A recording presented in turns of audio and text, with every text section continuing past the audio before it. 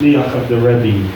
Do I just collapse in fear and cuddle and hide and hope and pray for the best?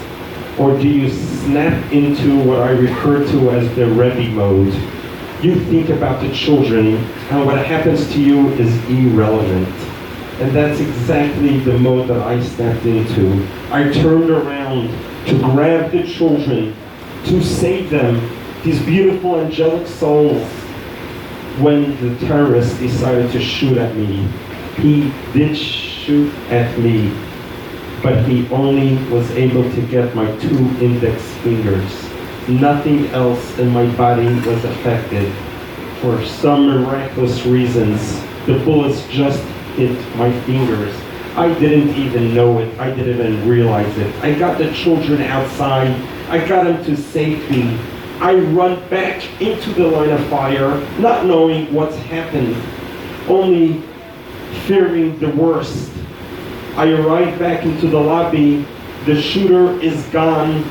There is a silence that feared me the most, only to realize that that silence wasn't a silence of fear, but rather a silence of elation that everyone escaped, with the exception of our dear Lori Kay, of blessed memory.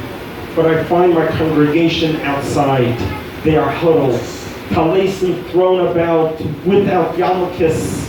The fear on their faces is a page out of the Holocaust books, albums. But I could think of only one thing. What's my job as the Rebbe's shliach, as a soldier? What would the Rebbe do at this moment? I grabbed the chair. I have blood flowing out of my fingers and no idea the arteries were severed. But I'm standing there and I tell the Bnei Yisrael, my children, our congregants, that what's happened here is not going to define us. What's happened here is what we read in the Haggadah, V'hisha Amda. This happens in every generation, but God will spare us. God has spared us. And I asked everyone to shout with me, and they said the words, Am Yisrael Chai.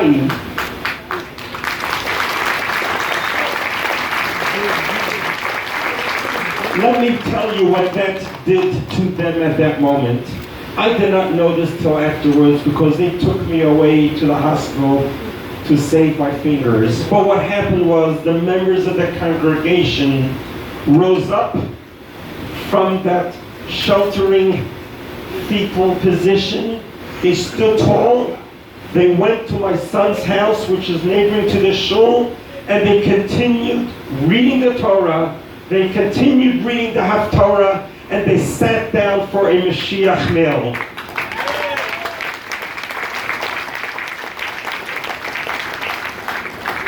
But let me share with you the level of miracles that people don't know about what happened. There was a very brief moment of darkness, very brief. But what happened afterwards? The gunman, after he emptied out the bullets on Lori and myself and the children behind me, his last 2 bullets, he turned to the sanctuary. My son-in-law, Rabbi Schneier, who just got married 2 weeks before, was a Bal Koreh. He's on the bima. The bullets, the shrapnel, went over his head, enough just to pull up the material from his kippah and to touch his talus.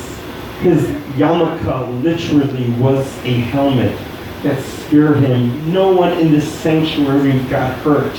As soon as there was a moment that the gunman did not know how to change his cartridges, a former Navy soldier ran into action towards the lobby. When he approached the lobby, he sees a chair being thrown on the shooter. And this Army veteran gives a shout out, "Get out of here, I will kill you!" And the shooter, the terrorist, grabbed his rifle, ran outside. The Army veteran ran after him, and then the Border Patrol agent, a 70-year-old Russian immigrant who fled Russia because of anti-Semitism, ran after him. 3 other people ran after him until they chased him away.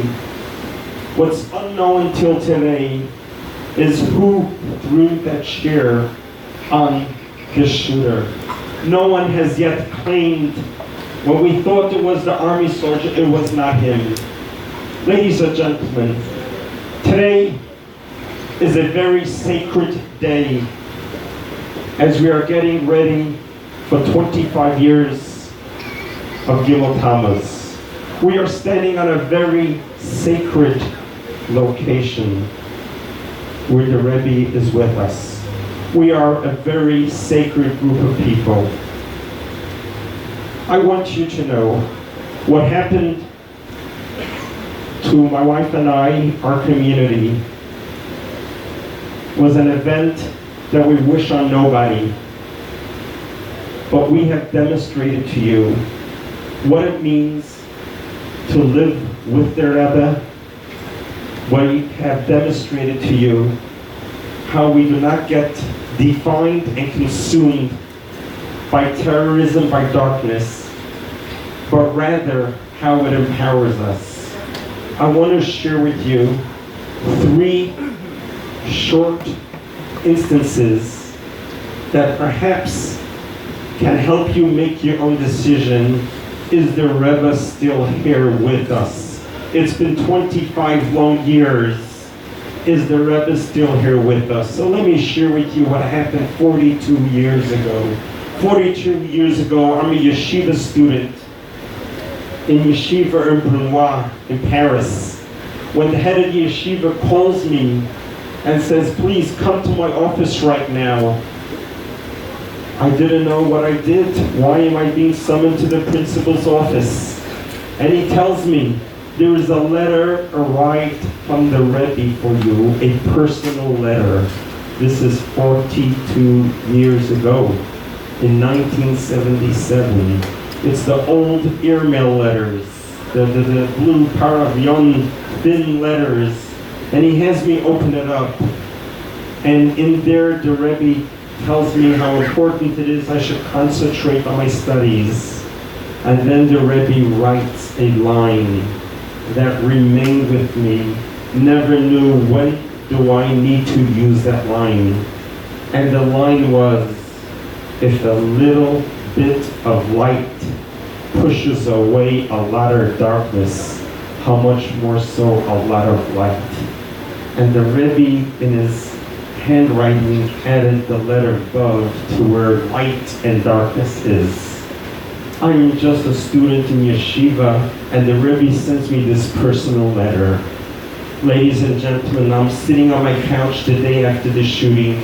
The phone rings, and my brother, who just happens to be in Los Angeles visiting the last day of Passovers, heard about the shooting, drove down, and has been with me since. And he tells me, Yisrael, the President of the United States wants to talk to you. And I thought this was Label Baumgarten playing a prank joke at me. I truly did not believe that our President of the United States of America has the time and the presence of mind to call me with everything that he's dealing with. And I said, sure, put Label on. And I take the phone, I'm about to say hello, Label. And then there's a secretary who says, this Rabbi Goldstein said, yes, the President of the United States would like to talk to you. And our president gets on the phone, and he begins telling me, Rabbi Goldstein, this is your president, Mr. Donald Trump. My heart goes out to you, what you went through. I want you to know how much we love the Jewish people. You know that my son-in-law is Jewish, my daughter is Jewish, my grandkids are Jewish. You know what I did in Israel, moving the embassy, and you know what I did for the Golan Heights. And he goes to continue to tell me all the wonderful things he has done for Jewish people. And I responded to him how grateful we are for what he has done, and he needs to realize that God put him in that position so he should be like this. And that conversation continued ongoing. And then he asked me, Rabbi, what is the solution to this anti-Semitism? And the first thing that came to my mind is the Rebbe spoke so much about the moment of silence. education. We need to start from the beginning and teaching our children. And the president listened to me as I spoke to him. The conversation, as the president later said, was supposed to be a 1-minute conversation, ended up being 20 minutes. At the end of the conversation, something inspired me to say, Mr. President, I would love to meet with you in person. And as he said, I'll see what I can do. The next day, 24 hours later, I get an email invitation from the President and the First Lady to join in the prayer day, which was going to be on Thursday. I fly to Washington on Wednesday night. Thursday morning, I'm in Washington. I'm at the Rose Garden. I'm just expected to be a visitor like anyone else. When 15 or 20 minutes before the event is supposed to start, Mr. Avi Berkowitz, which is Jared Kushner's chief of staff, calls me out and asks my son, Rabbi Mendel, and my brother Zalman to follow. And I have no idea where we were going. I've never been inside the White House. I don't know where I was being escorted. He brings me into the White House, and in the hallway, I meet Mike Pence and his wife, and they embrace me. He embraces me with such a beautiful embrace, and they share with me the condolences and the comfort. When moments later, I see the President and the First Lady walk down the hallway. He walks right up to me, and he gives me such an embrace, and he says, Rabbi, I really enjoyed our phone conversation. And I says, Mr. President, you are amazing to take the time to call me. I really appreciate it. And within a second, a moment happened that I knew the Rebbe is here at play. The President says, you're a great guy. Let me take you to the Oval Office. This is a play out of Purim. Here I'm in my Chabad house facing the terrorists. I'm walking down, being escorted by the President to the Oval Office. I walk into the Oval Office. Here I know that there's a greater mission at play. The President asks me to sit down on the 2 couches that are there, and something tells me that's not the place for me to sit. I look up to him and say, Mr. President, before we sit down, I have 3 things I want to talk to you about. And the first thing is, I tell the President how he needs to realize how we are all God's ambassadors, and you are God's ambassador right now in the White House to do what you're doing, and how grateful we are, and I give him a beautiful blessing. And the second thing I spoke to him was about the moment of silence, once again asking him to do something about it, which he promised he will.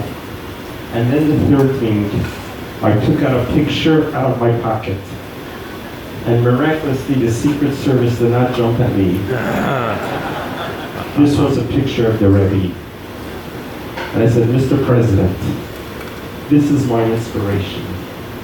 This is the one who sent me to Poway and sent thousands of emissaries around the world.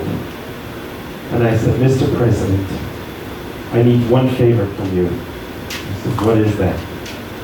Can you please call up President Putin in Russia and ask him to release the Schneerson Library that's been sitting there for 30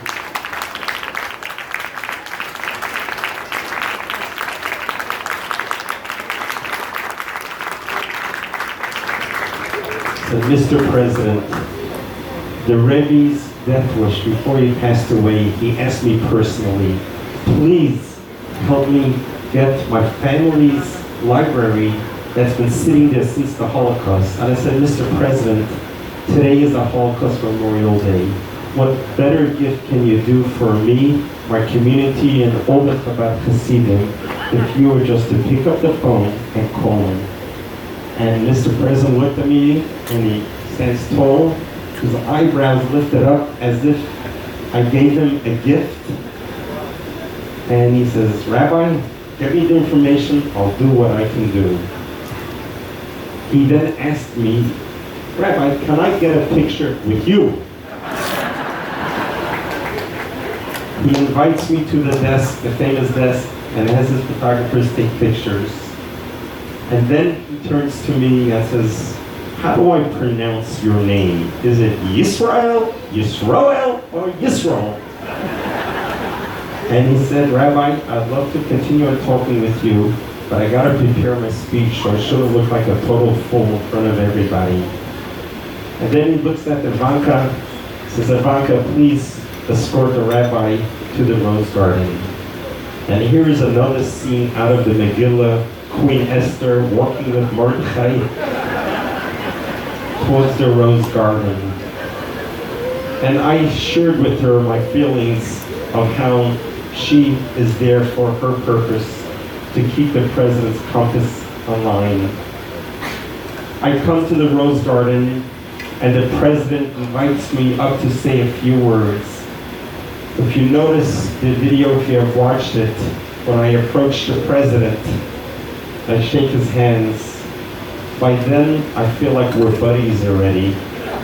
I say, Mr. President, thank you for matching your blue tie with my blue cast.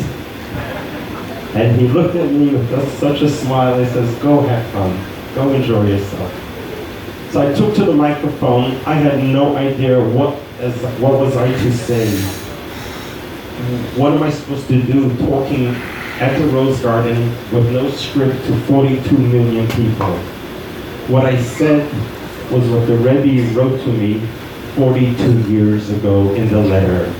The Rebbe had the foresight that one day I'm going to be standing in the Rose Garden, and I read those words.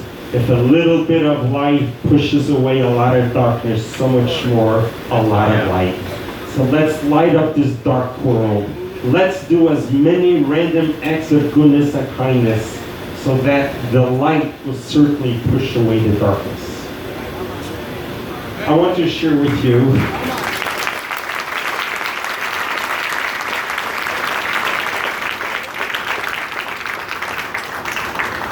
in 1987, my dear father, Rabbi Yosef Goldstein, Uncle Yossi of blessed memory, approached the Rebbe on his birthday, and he presented him a key to the new Chabad house that my brother-in-law, Rabbi Ullman, Rabbi Shirley Ullman, just dedicated and opened up in Sydney, Australia. And he gives the key to the Rebbe, and the Rebbe smiles and says, this is a gift to God, and I will roam around in the Chabad house. Ladies and gentlemen, this is the Rebbe telling us that every Chabad house is the Rebbe's house. Every Chabad house, the Rebbe roams around there. There's no question in my mind, 66 days ago, the Rebbe was in our Chabad house and made sure to protect myself, and all of the members were there. Yes, the Rebbe was there and is there and will be in all of our Chabad houses.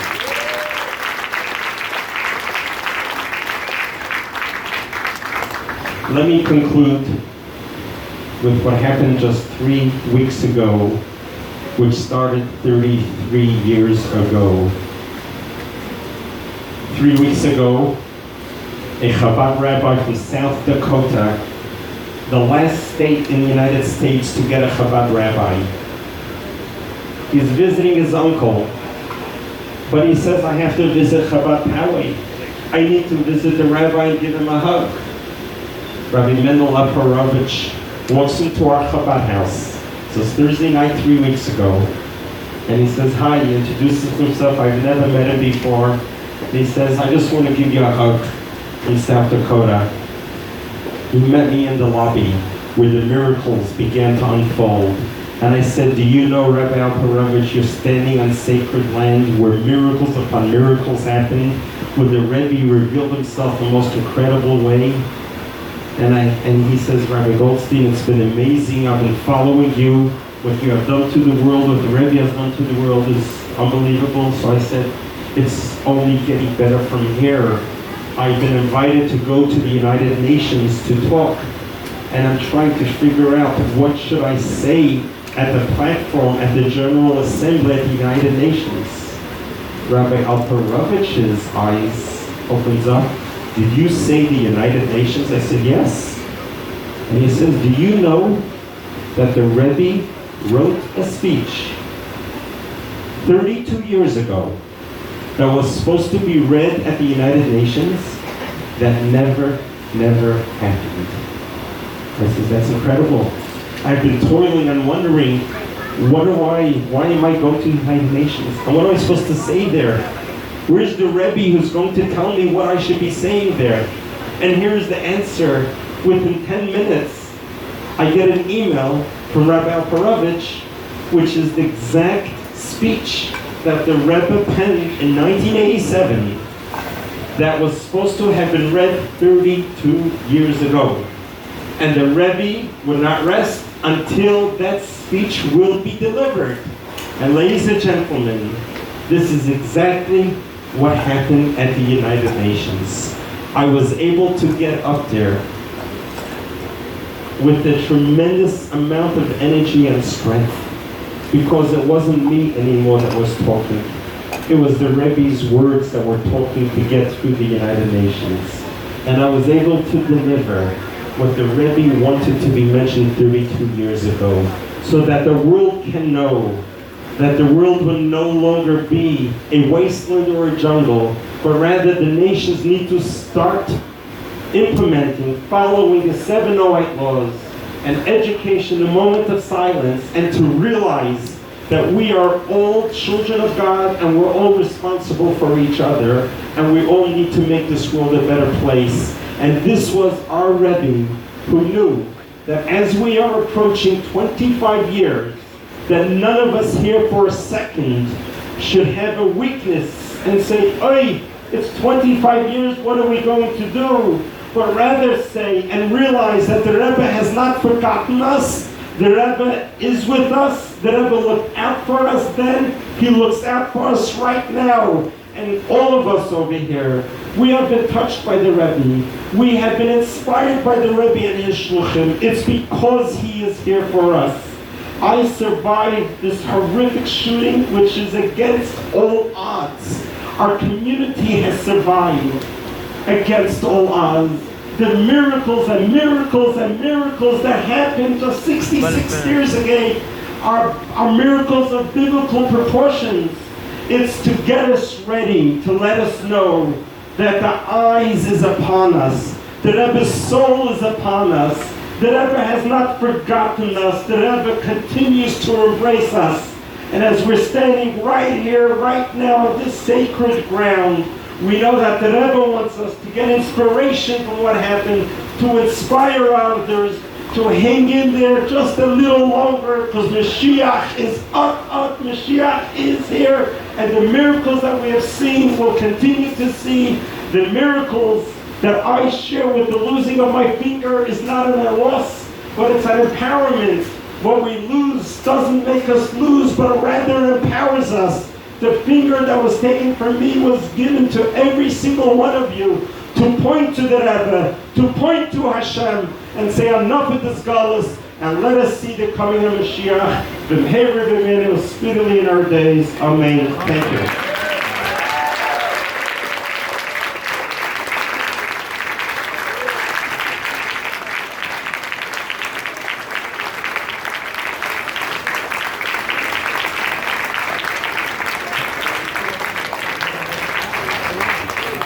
Rabbi Goldstein, thank you so much for those inspiring words.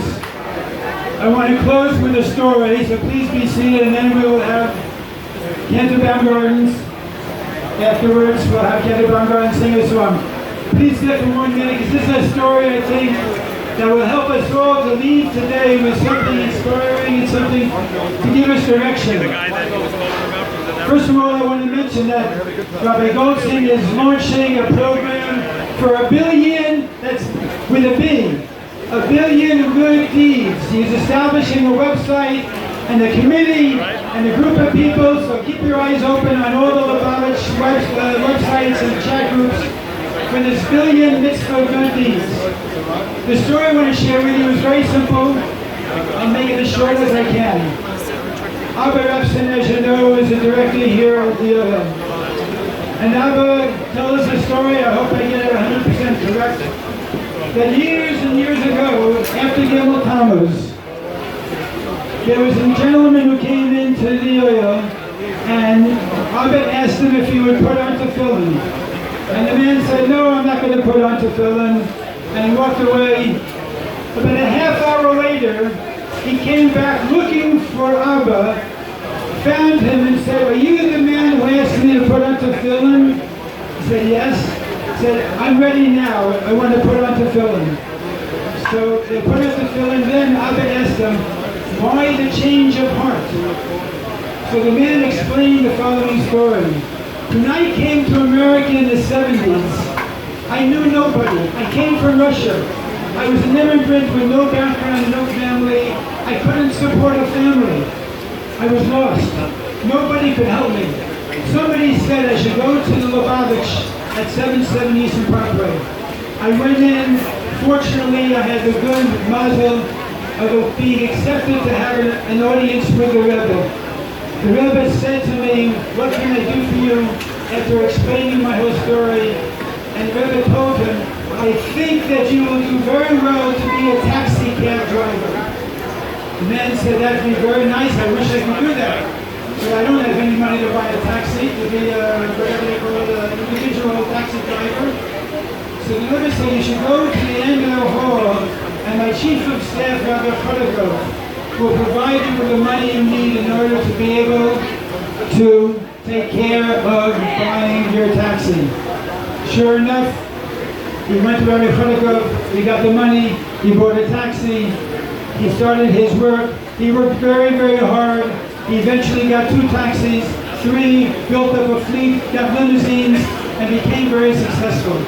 And he always thought in the back of his mind that he should go back to 770 Eastern Parkway and thank the Lubavitcher Rebbe for giving him the opportunity that he had to succeed. Until that day in 1994, when you saw on the front cover of the New York Post that the Rebbe was no longer here to visit. So when I came here, I was asked by a businessman to take him to this location. I had no idea where it was. And when finally I went and I asked and I found out, I went inside the Ohel. I went to the cave, to the museum, and I came out after crying my heart off and thanking the Rebbe and missing the Rebbe and feeling sorry that I did not have the opportunity to thank the Rebbe. And now I want to do the mitzvah and do something mamashis, something real to thank the Rebbe. Ladies and gentlemen, I want to share with you something personal. I am jealous of that taxi cab driver. I wish and I pray that every time I come here to the Ohel, I should come with a sense of newness, of renewal. I wish that I should have that sense of missing the Rebbe, of feeling that absence and feeling sorry that I didn't have more time to be with the Rebbe. And third of all, I am jealous of him that he came here to the Ohel the first time he began to fulfill the mitzvah. But ladies and gentlemen, maybe we can't always come here and feel that sense of newness. Maybe we can't always come here and feel that sense of missing the Rebbe. But a mitzvah we can all do.